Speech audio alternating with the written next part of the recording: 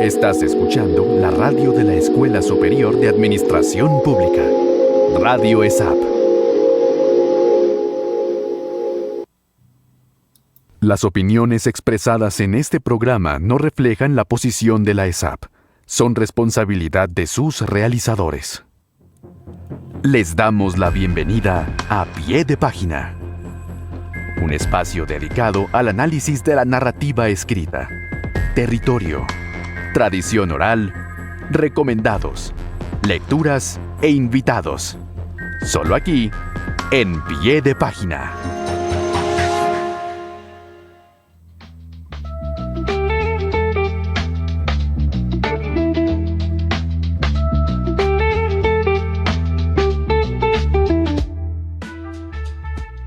Les saluda Cristian Pedrosa, realizador del programa Pie de Página. Les damos la bienvenida a un nuevo programa literario. Hoy empezamos una serie de programas muy especiales que estamos pensando desde la emisora, muy al estilo de la radio sutatensa, de una alfabetización, pero en este caso literaria. Estamos tratando de reunir a expertos y a conocedores del tema en los diferentes campos de la literatura, el cuento, la novela, la crónica, el teatro, el ensayo, y pues demás géneros que podemos observar. La poesía no la quiero dejar por fuera, que es muy importante. Por eso el día de hoy nos acompaña el profesor Miguel Castillo. Quiero presentarlo y que ustedes pues conozcan su hoja de vida y se den cuenta del trabajo tan bonito y sincero que ha hecho el profe a través de su vida en el tema literario y también en el tema de promoción y mediación, que es un tema que nos convoca aquí. Él es licenciado en Español y Literatura de la Universidad Industrial de Santander, magíster en Escrituras Creativas de la Universidad Nacional de Colombia. Ha publicado los libros de cuentos Peces para el Acuario, Tres Hombres Solos y El Resplandor de la Derrota. Sus cuentos han sido publicados en diferentes medios de Colombia, Venezuela, Panamá, México, Cuba y España. Entre ellos, el libro de cuentos y relatos de la literatura colombiana, tomo 4.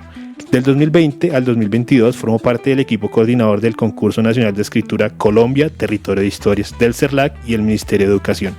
Ha sido director del Taller de Escritura Relata de la UIS, promotor de lectura y escritura del CERLAC y la Secretaría de Educación de Bogotá en bibliotecas escolares. Además ha sido tallerista de la Red de Talleres de Escritura de Bogotá y de Artes, docente en la Maestría de Creación Literaria de la Universidad Central, de la cual soy estudiante, y docente invitado de la Maestría en Escrituras Creativas de la Universidad Nacional de Colombia. Actualmente es editor de la colección de cuento e ilustración La Calavera y la Orquídea de Ambidiestro Taller Editorial. Profe, ¿cómo está? ¿Cómo se encuentra el día de hoy? Hola Cristian, también para todo el mundo, todos los que nos están escuchando y viendo. Gracias por esta invitación. La verdad, fue muy gratificante encontrar tu mensaje y este espacio. Como le venía contando, igual extra micrófonos lo comentamos nosotros. Este guiño a Radio Sutatensa es una forma importante, me parece a mí, de conectar con ese imaginario que tenemos de esa gran emisora que ayudó al territorio colombiano a conocer y aprender pues el saber, ¿no? O sea, a alfabetizarse, como ya mencioné. Entonces, profe, a mí unos compañeros, yo quiero comentar primero que el profe no me dio clase en la maestría, pero muchos compañeros me lo recomendaron por su trabajo y especialmente me comentaron que debería hablar con él alrededor del cuento, profe. Entonces, el día de hoy yo quiero proponerle que alfabeticemos a las personas que están escuchando este programa y que lo están viendo vía web sobre este tema tan bonito y tan importante que es el cuento, porque a fin de cuentas creo que de pronto esta afirmación del profe nos ayudará a dilucidarla. Uno empieza, cuando quiere escribir, uno empieza por el cuento, empieza a contar su historia. Entonces, profe, la primera pregunta que quiero proponerle es, ¿cómo se elige el tema para un cuento? Bueno, me gustaría incluso empezar con lo que acabas de decir sobre qué es lo que uno empieza a escribir. Quizás uno empieza a narrar desde muy pequeño, ¿no?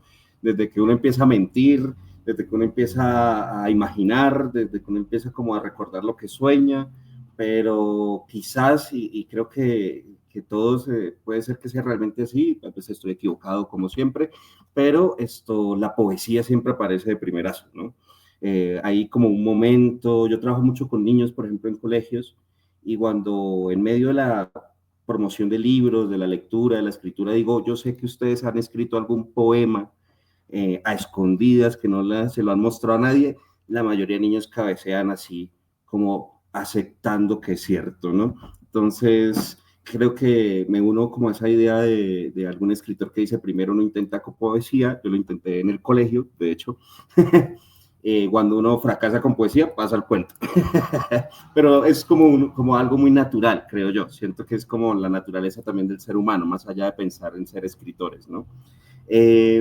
La pregunta sobre el cuento, ¿cómo se elige el tema pues para un cuento? Yo creo que hay dos cosas esenciales. Las obsesiones personales, los temas propios, esas cosas que a uno como que le llaman la atención y le quedan resonando, ¿no? Por alguna razón a veces uno se queda pensando en algunas cosas que el resto de gente no, pasa de largo, ¿sí? La soledad, el amor, el desamor, no sé, las aventuras, lo que sea, ¿sí? Será por algo muy personal. Y lo otro es el azar. Lo otro es la vida misma, es el azar propio, lo que te pueda suceder en cualquier momento y se convierte en experiencia, lo que termines escuchando en un Transmilenio, en un bus, o caminando por la calle, o lo que veas por casualidad, lo que está pasando por ahí, o lo que justo viste en una película o en un libro, ¿no? Que estás leyendo, o algo que alguien te contó por casualidad. Como que el cuento nace en esa combinación rara de las pasiones propias, los secretos propios, las obsesiones propias y lo que sucede en el mundo mientras uno está tratando de vivir. Me parece muy bonita esa precisión alrededor de la poesía. Empecé por el cuento porque, digámoslo así, pues fue un profesor y un experto que me recomendaron mucho, entonces dice, pues me voy a lanzar con el profe Miguel a ver qué pasa. Igual, profe, si usted cree que debemos llevar la conversación hacia otro lugar, pues usted está en todo su derecho a hacerlo, porque este espacio es tan suyo como mío en este momento, en este programa. Yo sí quisiera preguntarle que vayamos de pronto al tecnicismo de pronto de la idea de cuento. Planteemos la idea del narrador, quién es el que debe narrar un cuento, o qué es el narrador, o sea, para que la gente entienda cuando le dicen tu narrador debería ser en primera persona, en segunda persona o en tercera persona, o debería ser omnisciente, entonces equisciente, entonces como que ese tipo de minucia literaria que de pronto una persona que está entrando al cuento o que ha leído no conoce, y que de pronto si la conoce le puede ayudar a entender cómo funciona esta herramienta tan bonita de la literatura. Sí. Es la cámara, ¿no? Es decidir quién es el chismoso. El narrador es digámoslo, la voz adecuada para contar la historia que uno quiere contar, ¿sí? Y uno se puede valer de lo que sea. Yo creo que la idea de la primera persona es algo muy como normal cuando uno también está empezando a escribir, porque el yo pues facilita mucho, ¿no? O sea, basarse en la vida propia, el mismo hecho de usar la primera persona como que te facilita encontrar unas fronteras para saber qué es lo que puedes narrar o no. El narrador, de cierta forma, tiene esa cualidad, ¿no? Según el que tú escojas, vas a poder saber qué puedes narrar. Así de simple. No es lo mismo un narrador en primera persona que uno de tercera, porque el primero tiene unos límites, como todos nosotros. Yo no leo la mente de nadie. El de la tercera persona sí. Sí puede tener esa facultad, por ejemplo, ¿sí? Si yo escojo que mi narrador sea efectivamente una cámara de una película que está siguiendo a unos personajes, ¿qué límites puede tener esa cámara y qué ventajas puede tener también? Entonces, es una decisión muy difícil. Es una decisión muy difícil, pero creo que a mí me gusta mucho a veces experimentar. Cuando yo no soy capaz de narrar, de escribir un cuento que me obsesiona, entro a ese juego de ¿y si cambio el narrador? ¿Y si lo muevo de alguna forma? Y no necesariamente puede ser incluso lo de primera persona, ¿sí? Puede ser incluso si es hombre o es mujer, ¿sí? Si entre esta historia que yo estoy narrando, el narrador tiene unas particularidades esenciales, pues eso cambia todo, ¿no? Entonces a mí me gusta mucho jugar a eso. ¿Qué pasa si un cuento que nunca he sido capaz, así use la primera persona, pero me sale terrible cada vez que lo intento? ¿Qué pasa si lo mando a esa segunda persona que es tan difícil, pero que todos los escritores de cuento han intentado y tienen un cuentico por ahí en segunda persona? Y eso es por algo, porque a uno le gusta como jugar, como que a uno le gusta experimentar, y ese juego del narrador entra en el ejercicio de todo escritor, ¿no? Apuesto que muchos escritores tienen un mismo cuento escrito en diferentes narradores hasta que deciden cuál es el que realmente quieren mostrar. Profe mencionó una importante cuestión que me parece a mí que hay que resaltar y que la voy a mencionar un poco, la voy a relacionar con una cita que leí una vez de de Marcés, escritor español, que decía que los escritores no necesitaban tener una experiencia del mundo muy rica porque lo que contaba en la escritura era la imaginación. Digamos que él podía hablar de, no sé, de Shanghái, que tiene un libro que es muy, muy hermoso, que se llama El embrujo de Shanghái, pero yo nunca he ido a Shanghái, o sea, yo no conozco Shanghái, o sea, pues me la imaginé. Entonces, profe, sí quisiera preguntarle, muy cercana a esta idea que usted tiene, que se parte de la experiencia propia, ¿los personajes viven de la experiencia del escritor o podemos escribir de algo que no hayamos vivido? O sea, ¿cómo juega esa dualidad entre la imaginación y la experiencia que está muy presente en la literatura y que de pronto uno tiene miedo de aventurarse a escribir, no sé, un cuento sobre la Antártida, sobre el África, sobre el Asia, si uno no haya salido de Bogotá, pero creo que la imaginación es muy importante a la hora de construir la idea del cuento? Pero ¿cómo podemos conjugar esas dos realidades tan importantes que son la experiencia y la imaginación? Pues yo creo precisamente que pues la vida propia, la experiencia propia es esencial. O sea, pero no me gusta imaginarme que la ficción es solo la vida propia. Me aburre cuando un escritor, una escritora se basa solo en su vida y su vida se convierte en toda su obra de ficción, ¿sí? Y me parece como que en lo personal, que se queda uno corto, que lo que decía ahorita, el juego se queda pequeño, cuando uno puede realmente hacer lo que le dé la gana. Sí, a mí sí me encanta eso, que es el ejemplo que estabas dando de Shanghái, pero más allá de la imaginación pura, que es algo que obviamente todos debemos tener para escribir, ser niños todavía, como un niño que es capaz de imaginar lo que se le dé la gana, ¿sí? O sea, eso es esencial, pero también está la lectura para ayudar a esa imaginación.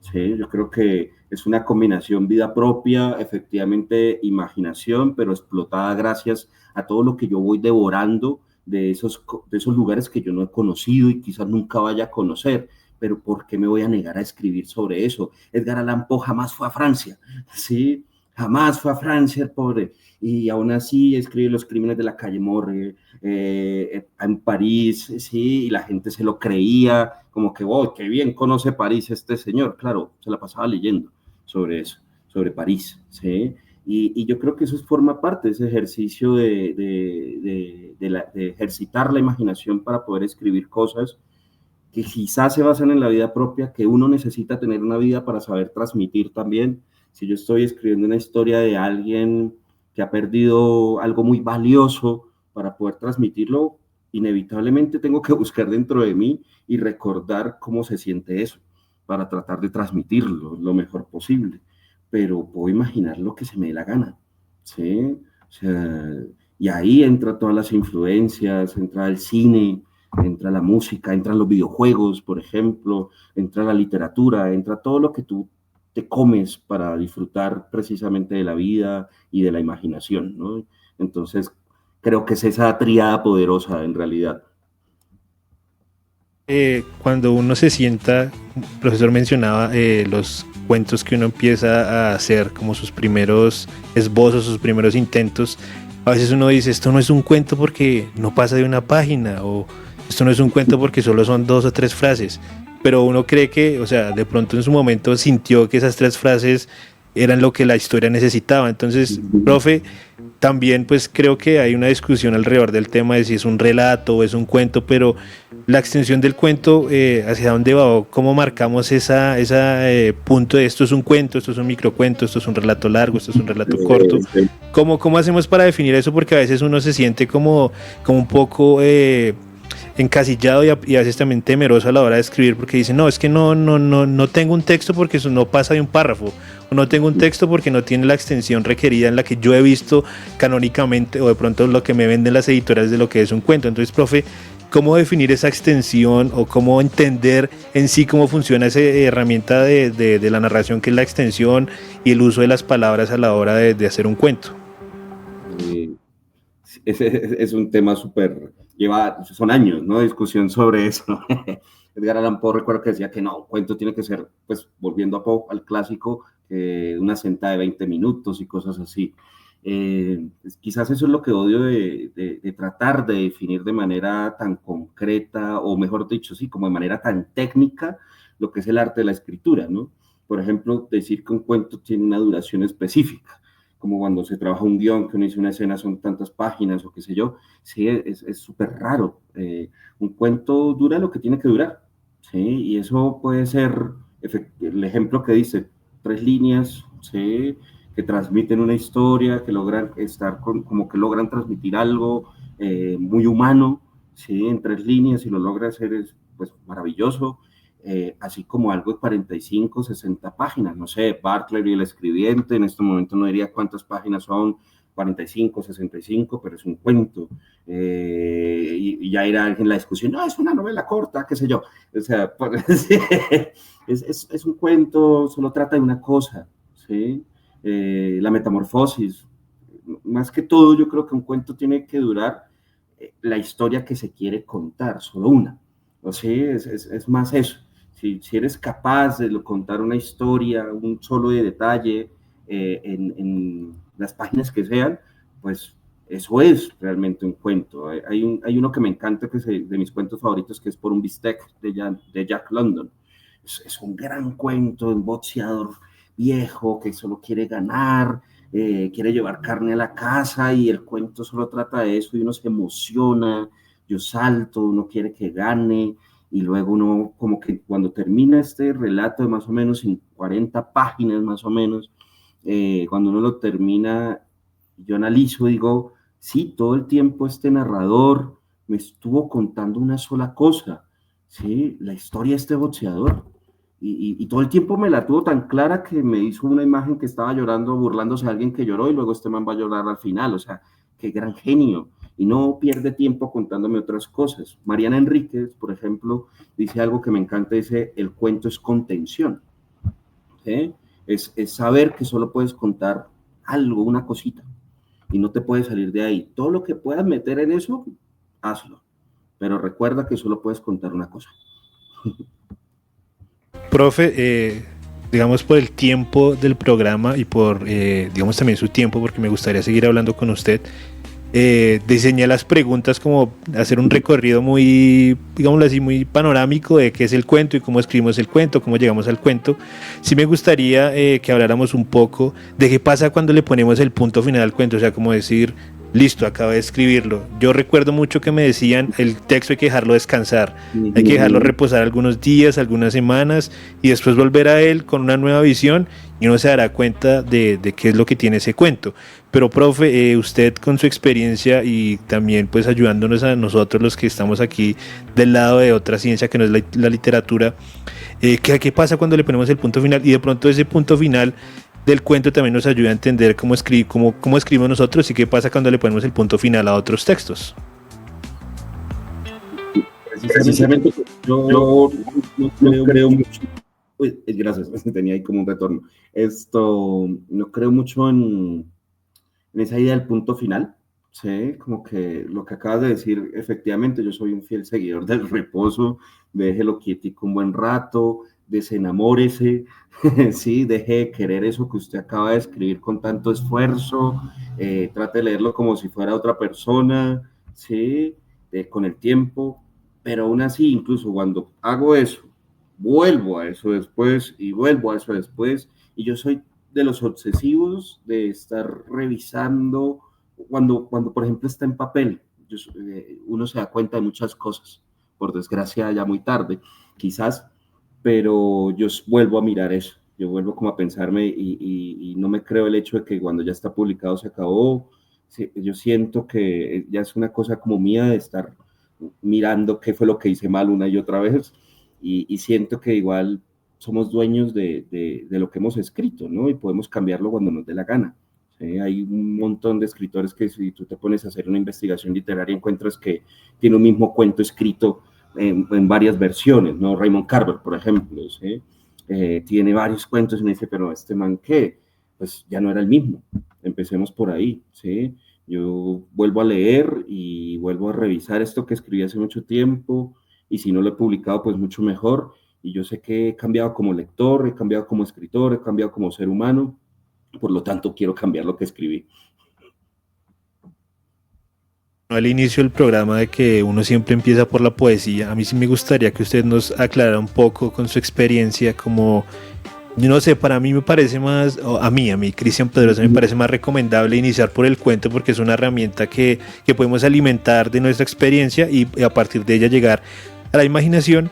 Y creo que la poesía también es muy hermosa, pero una vez se encuentra que no logra poner en palabras lo que uno siente a la hora de, o lo que uno quisiera escribir en poesía. De pronto la poesía no es que se necesite una sensibilidad superior, no lo veo así, creo que solo tenemos que pues darnos a la tarea de escribirla, de leer poesía y de entender el tema, pero no sé si de pronto para empezar en el mundo de la literatura uno podría empezar con el cuento, como quiero empezar a escribir, quiero ser, no sé, un gran ensayista, un gran escritor, voy a empezar por el cuento. O profe, ¿usted qué opina? ¿Le parece mejor iniciar por la poesía como ya lo mencionó? ¿O cree que el cuento puede ser una puerta, digámoslo así, lateral por la cual meterse a este mundo de la literatura? Precisamente, pues, como trabajo con niños, por ejemplo, el cuento es también un hit. También funciona mucho porque es algo natural. Lo dijimos, ¿no? Como que siempre estamos contando cosas.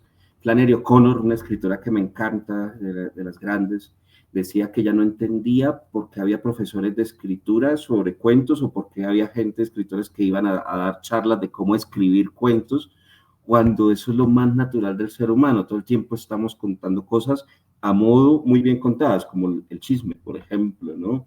Entonces sí creo que también empezar por cuento es muy recomendable porque lo tenemos ahí. Solo hay que recordar como cuando queremos, no sé, contar algo que nos pasó y queremos que solo nos pongan atención y queremos como que transmitir esa emoción de algo que nos sucedió, llevarlo a eso, ¿no? Al escrito. Pero la poesía tiene ese otro detalle, también es como tan natural y es el mismo ejemplo. Efectivamente, no se necesita uno ser nada especial como el iluminado, pues, para ser poeta, sino todo lo contrario. Yo siento que también es como ser un poco niño, ¿no? Todas esas rarezas o esa rareza para ver el mundo, esa capacidad para ver el mundo como desde la sorpresa, es como lo único que uno necesita quizás para explorar la escritura de poesía. Acá lo hago desde ser narrador, obviamente, con todo el respeto del mundo, pero yo siento que eso está ahí. Y también lo siento porque no creo en la narrativa sin poesía, por ejemplo. O sea, yo no veo que el cuento se pueda escribir sin que tengamos una sensibilidad poética para contar también lo que yo quiero transmitir en un relato con un narrador normal, ¿sí? Si no hay poesía en un cuento, a mí no me gusta tampoco. Si no hay poesía en una novela, menos. ¿Sí? Si no hay poesía en el ensayo, menos. ¿Sí? Entonces, siento que esas dos posibilidades realmente encajan muy bien para empezar. Escuchamos la primera parte del programa, su biografía, su semblanza, y no me gustaría terminar el programa sin preguntarle cuáles son sus proyectos que tiene pensado de pronto a nivel de promoción y mediación de lectura, proyectos editoriales en los que esté trabajando y publicaciones por medio de las cuales pues sus oyentes en este momento acá del programa digan, no, venga, me gustó mucho la conversación del profe Miguel Castillo y quiero conocer sus textos o quiero participar en algún taller que le esté impartiendo. Entonces, profe, lo invito para que nos comente qué está haciendo en este momento y qué se viene en la carrera literaria de Miguel Castillo. No, gracias. Actualmente trabajo con Proyecto Bibliotecas Escolares del Distrito y el Serral. Es algo que amo, es algo maravilloso poder ir a los colegios, tratar de movilizar las colecciones de libros que hay en todos los colegios, por ejemplo, de Bogotá, tratar de trabajar con profesores, por ejemplo, reconocer el trabajo que mucha gente hace, incluir ejercicios de escritura en el aula, es algo que yo amo y es algo que hago en este instante a partir de ese proyecto.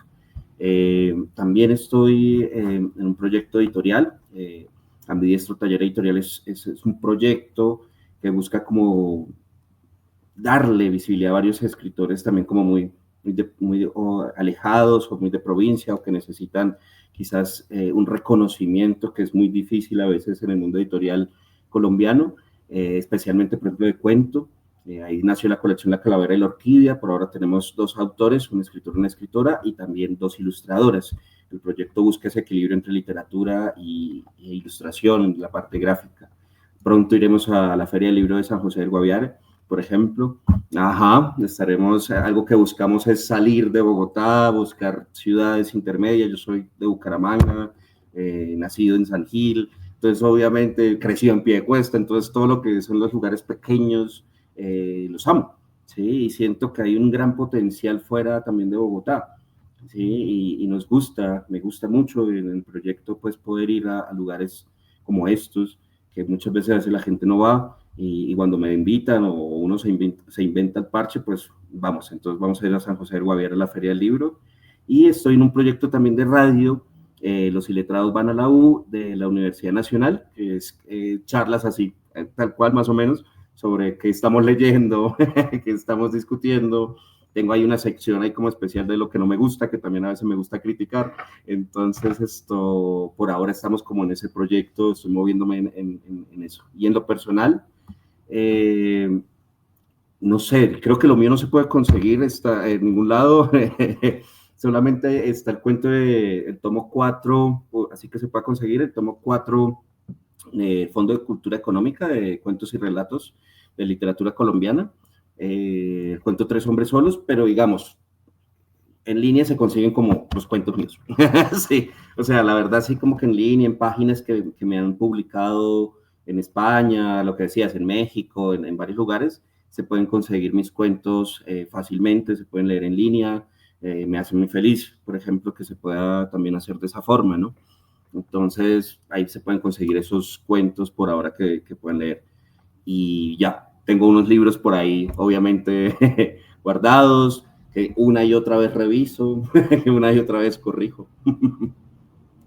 Bueno, muchas gracias por acompañarnos en este viaje literario. A todos los oyentes del programa los invitamos a que conozcan el trabajo del profesor Miguel Castillo. Como él ya lo mencionó, está en la web. Profe, igual los micrófonos de Radio ESAP estarán disponibles para usted en cualquier momento, porque me parece que esto es como un puente para atender esas amistades con las personas que nos gusta y que nos apasiona la literatura, y aparte de la literatura, enseñar y mediar y promover ese ejercicio de la lectura y la escritura pues en espacios no convencionales, ¿no? Les recordamos a todos que los programas podrán ser vistos en YouTube y están en la audioteca de la universidad. Entonces, con esto nos despedimos y nos vemos en los libros. Muchas gracias. Gracias por todo.